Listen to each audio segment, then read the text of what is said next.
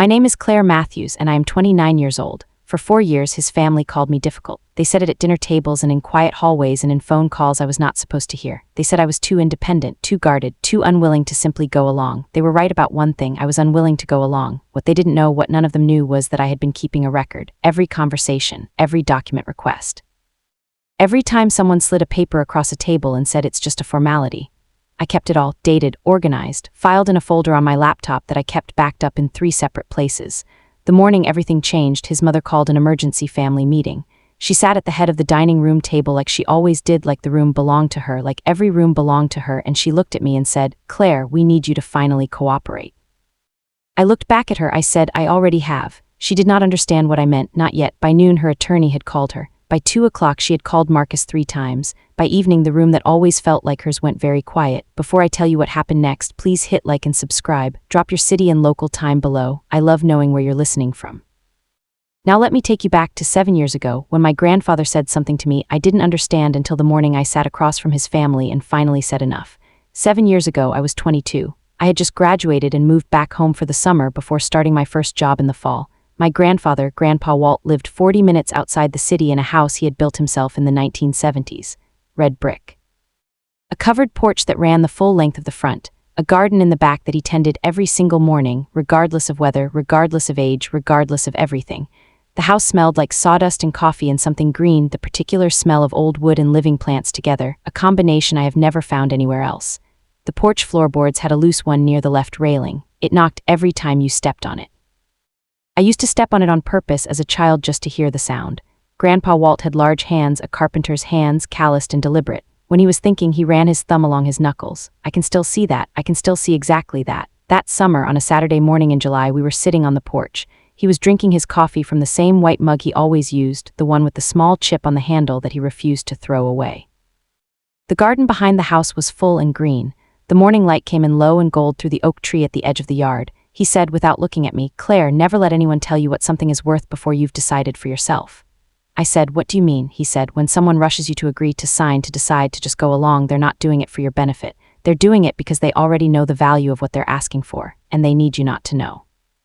I was 22, I nodded. I thought he was talking about car dealerships, about contracts at work, about practical things. I did not understand that he was talking about the rest of my life. That same summer, I met Marcus at a friend's birthday gathering. He was charming in a specific way, composed, certain, the kind of man who makes a room feel smaller when he enters it in a way that some people find impressive and others find quietly unsettling. I found it impressive. I was 22. His mother, Beverly, came to meet me 6 weeks later. She sat in my family's living room and looked around the way certain people look at things, not with admiration but with calculation. She complimented our house. She said, "It's cozy." She said it pleasantly, but I saw her eyes move to the bookshelf, to the furniture, to the framed photographs, measuring something I couldn't name yet. Grandpa Walt was in the kitchen when she arrived. He came out, shook her hand, was polite. After she left, he went back to the porch. He didn't say anything. He just ran his thumb along his knuckles. I noticed. I filed it away, and then I let it go because I was 22 and I was in the beginning of something that felt like love. Marcus and I moved in together 2 years later. His family had a way of being present, not loudly, not obtrusively, but consistently. Beverly had an opinion about the apartment we chose, about the neighborhood, about the way I organized the kitchen. She delivered these opinions gently, framed as suggestions, wrapped in helpfulness. Marcus always said, "She means well." He said it so often it became a kind of punctuation. What I noticed slowly over months was that whenever I disagreed with Beverly, Marcus became quiet, not angry, just absent, like a light dimming. And when I came around to her way of thinking, the warmth came back. I noticed that. I did not say anything about it, but I noticed. His younger brother, Todd, borrowed money from us twice in the first year, not from Marcus. From us, meaning Marcus volunteered what was equally mine without asking.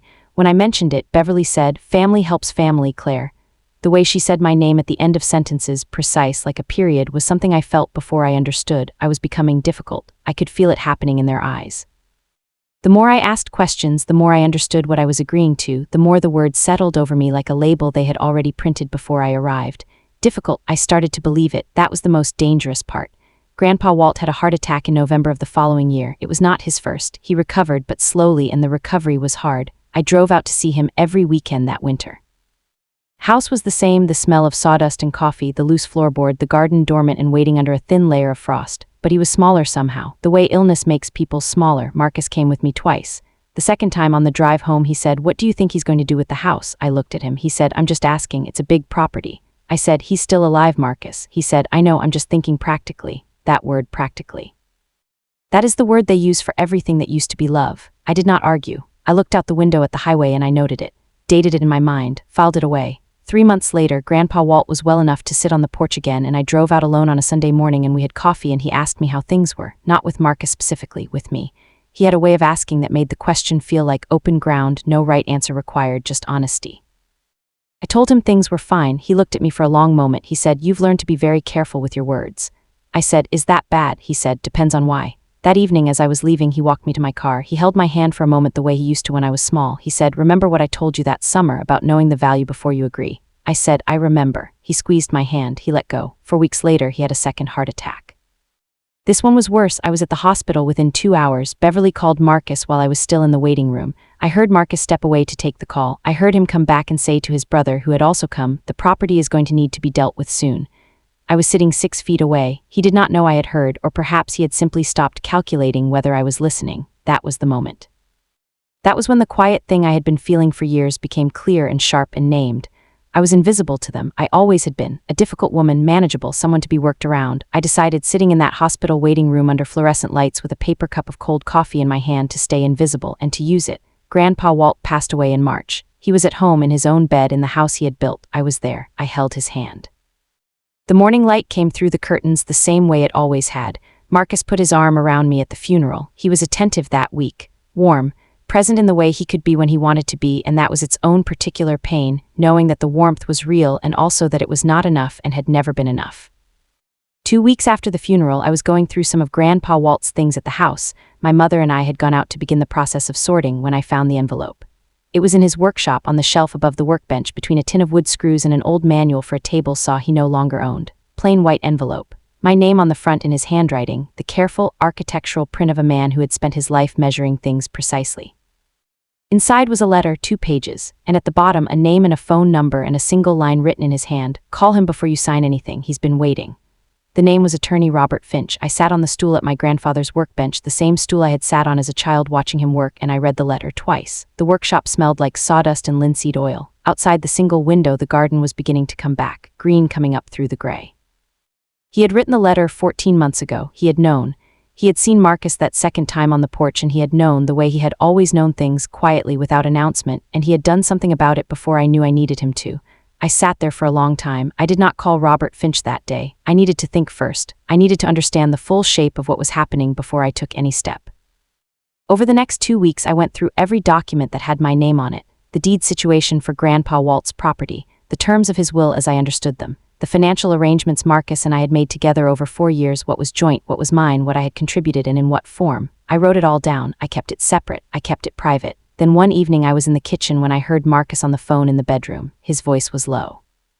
Stood very still. He said Beverly's name. He said the property assessment came back. He said a number. Then he said, "She hasn't talked to any lawyers yet. We need to move before she does." I stood at the kitchen counter and I breathed. I went to the living room. I opened my laptop. I started a new document and I wrote down exactly what I had heard, the date, the time, the words. "Have you ever had to stay silent to protect yourself, even when every part of you wanted to speak up?" Tell me in the comments. I read everyone. The next morning I called Attorney Robert Finch. He answered on the first ring. He said, "Claire, your grandfather told me about you. He said you'd call when you were ready and that when you called you'd already know most of what I was going to tell you." I said, "He was right." He said, "Good, then let's talk." What Robert Finch told me over the next hour rearranged everything I thought I understood. Grandpa Walt had restructured his estate 14 months ago, the same month he wrote my letter. The house and the attached property had been placed in a trust with me as the sole beneficiary outside of the general probate process. It could not be contested by extended family. It could not be negotiated away. It was already mine in a legal structure that required nothing from me except to know it existed. Beverly had been advised by someone somewhere that the property was part of a general estate that could be influenced before settlement. That belief was wrong. Whoever told her that had either not done their research or had deliberately misled her. Either way, the plan she had been building, the pressure, the timing, the urgency, was based on a foundation that did not exist. The door had been locked before they started trying to open it. And if you haven't already, please hit that subscribe button because this story is about to turn. That same week, Beverly invited me to lunch, just the two of us. She chose a nice restaurant. She was warm, warmer than usual, attentive, asking about how I was doing, how I was grieving, whether I was taking care of myself. She said she and the family wanted to support me through this difficult time. Then over dessert, she said she had some paperwork related to the estate that her attorney had prepared. Just to make things simpler, she said, just to consolidate, she said, it would mean a lot to Marcus, to all of us, to do this as a family. I looked at her, I said, I'll think about it. She smiled, she reached across and touched my hand, she thought that meant yes. That night I called my closest friend Dana just to hear a familiar voice. Dana said, something is different about you, Claire. She said it carefully, like she was reading something in the dark. I said, I'm figuring some things out. She said, are you okay? I said, I think I'm going to be. After we hung up, I drove out to Grandpa Walt's house alone. I had a key. I let myself in and I sat on the porch in the dark in the same chair he always sat in, and I listened to the quiet. The loose floorboard, the distant sound of the road, the garden invisible in the darkness but present. I could smell it. I wanted to be angry. I wanted to call Beverly and Marcus and put every recorded date, every noted conversation, every piece of paper on the table and watch their faces. But I heard him, his voice, his specific, unhurried way of speaking. Never let anyone tell you what something is worth before you've decided for yourself. He did not mean act fast, he meant act informed. I sat on that porch for a long time, and I cried not from grief, though grief was there, woven through everything. I cried because he had seen it coming and he had protected me from a distance, quietly, without ever making me feel like I needed protecting. And I had not known to thank him while he was alive. I wish this were different. I wish Marcus had been the kind of husband who would have asked me how I was doing in that hospital waiting room instead of discussing property values with his brother 6 feet away from me. I wish he had chosen partnership instead of strategy. I wish he had been someone his grandfather would have recognized as safe, but wishes don't hold up in notarized documents, trusts do, and mine had been in place for 14 months. The night before the family meeting, it was 11:50 p.m. I was alone in my apartment. Marcus was at his mother's. He had been spending more time there lately, which I understood was part of the preparation. The apartment was quiet, one lamp on, my laptop open on the coffee table. Robert Finch was on a video call. Behind him I could see the edge of his desk, the corner of a bookshelf, a window dark with evening. He looked the way I imagined my grandfather had looked when he made his own plans 14 months ago, calm, methodical, sir. He said, everything is confirmed, Claire. The trust documentation is complete. Your position is not in question. I said, they're going to push hard tomorrow. He said, they can push, the structure doesn't move. He said, how are you feeling? I thought about it. I said, like myself, for the first time in a while. He said, your grandfather was a careful man. He did this right. I said, he did everything right. He said, tomorrow stay calm. You don't need to argue, explain, or justify anything. Let them make their case. When they're finished, you can simply say that you've already spoken with your attorney. We ended the call at 12:04 a.m. I sat in the quiet. The apartment around me was still. Somewhere across the city, Marcus was at his mother's house, and I imagined Beverly going over the talking points one more time, certain that tomorrow she would finally bring the difficult woman into line. 12:04 a.m. I am 29 years old. I know exactly what I own. And across the city, Beverly was probably still awake, planning, preparing, certain that tomorrow was the day everything would finally go the way she intended. She would find that out in about 10 hours. The family meeting was at Beverly's house, Sunday afternoon. The dining room table was set with coffee and pastries, a performance of warmth, a stage for something that was meant to look reasonable. Beverly sat at the head. Marcus sat beside her. His brother Todd was there, Todd's wife, an uncle I had met twice. They had prepared. I could see it in the way they sat, the order in which they spoke, the careful escalation from warmth to concern to urgency. Beverly said they wanted to talk about moving forward together. She said the estate was complicated and they wanted to simplify things. She said it several times in several ways: simplify, streamline, move forward together. Then she slid a document across the table toward me. She said, this just clarifies everyone's position. It's straightforward. I looked at the document. I looked at her. Marcus said, Claire, we just need you to cooperate. That's all we've ever asked. I said, I've already been in contact with my attorney regarding the estate. The room went quiet. Beverly said, what attorney? I said, Robert Finch. My grandfather arranged it. Beverly's face did not change immediately. Then it did. Something behind her eyes recalculated very quickly. She said, Walt's attorney? I said, yes. Marcus looked at his mother. His mother looked at the document on the table. Then she looked at me the way you look at something you were certain you understood and suddenly don't recognize at all. Her phone buzzed on the table. She looked at it. She set it face down. It buzzed again. Todd said something quietly to his wife. Beverly picked up her phone. She read something. She put it down. She looked at the table. Nobody said anything for a long time. Marcus looked at me like I was still the person he thought I was. I wasn't. I hadn't been for 11 months. I did not explain myself. I did not list what I knew or recount what I had heard or describe what Robert Finch had told me. I did not need to. The documents had already said everything. I picked up my bag. I said, I think we're done here. I walked out of Beverly's dining room, through her front hallway and out the front door into a Sunday afternoon that was cool and bright and completely ordinary. I sat in my car for a moment. I did not feel triumphant. I did not feel relieved exactly. I felt finished, like a sentence that had finally reached its period. I thought about Grandpa Walt. I thought about the porch, the loose floorboard, the white mug with the chip on the handle. Then I started the car and I drove. Grandpa Walt used to say, never let anyone tell you what something is worth before you've decided for yourself. I always thought he meant money, negotiations, practical transactions in a practical world. he meant something larger. He meant know your value before someone else assigns it. Know what you have built, what you have given, what you have quietly sustained while others took credit for the warmth of the room. Know it precisely. Know it before the meeting, before the document, before the smile across the table. Because the moment you let someone else name what you are worth, you have already agreed to their price. Beverly and Marcus spent the months that followed in a legal process that did not go the way they had planned. The property remained in the trust. The documents Beverly had prepared were never signed. Marcus and I divorced quietly without drama in the way that things end when both people finally understand that it was over long before either said so. Todd eventually apologized to me, not for Beverly, not for Marcus, just for himself, for his own silence. I accepted it. Some things you accept not because they fix anything, but because holding them costs more than releasing them. Robert Finch still sends me a note every year around the anniversary of the trust being activated. Professional brief, but I know what it carries. As for me, I still have the house. Grandpa Walt's house with the red brick and the covered porch in the garden that comes back every spring without being asked. I go out there on Sunday mornings sometimes and I make coffee and I sit in his chair and I step on the loose floorboard just to hear it. I think about him every time the morning light comes through the oak tree the way it always has.